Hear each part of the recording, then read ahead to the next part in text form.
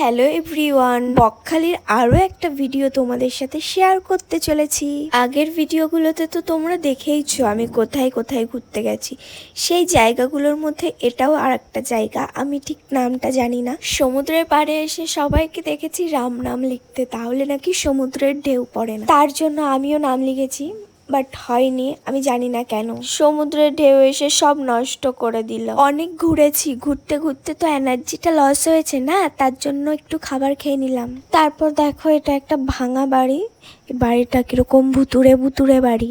তারপর আবার লেবু জল খেয়ে নিলাম। উফ বাবা, তারপরে আবার সমুদ্রে গিয়ে ডাব খেয়ে নিলাম।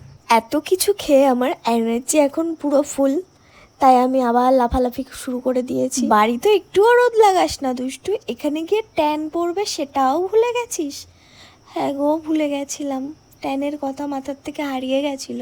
ট্যান বলে কোনো একটা বস্তু আছে, আমি ভুলে গেছিলাম। হ্যাঁ গো, বাড়ি এসে মনে হয়েছে আমি প্রচুর কালো হয়ে গেছি। এত রোদে কিছু ঠান্ডা ঠান্ডা খাবো না, সেটা আবার হতে পারে, তাই আইসক্রিম খেয়ে নিলাম। সমুদ্রে ঝাঁপিয়ে কষ্ট হয়ে গেছে, তাই রুমে এসে চেঞ্জ করে ফ্রেশ হয়ে আমরা খেতে চলে যাই বাঙালি ভাতের হোটেলে, মা অন্নপূর্ণা হোটেল। আমরা একটা চিংড়ি থালি অর্ডার করেছিলাম আর একটা কাতলা থালি অর্ডার করেছিলাম। যে জঘন্য মার্কা খাবার, কেউ বকখালি গেলে অন্তত খেও না বাবা। নেক্সট ভিডিওতে আরো অভিজ্ঞতা শেয়ার করব।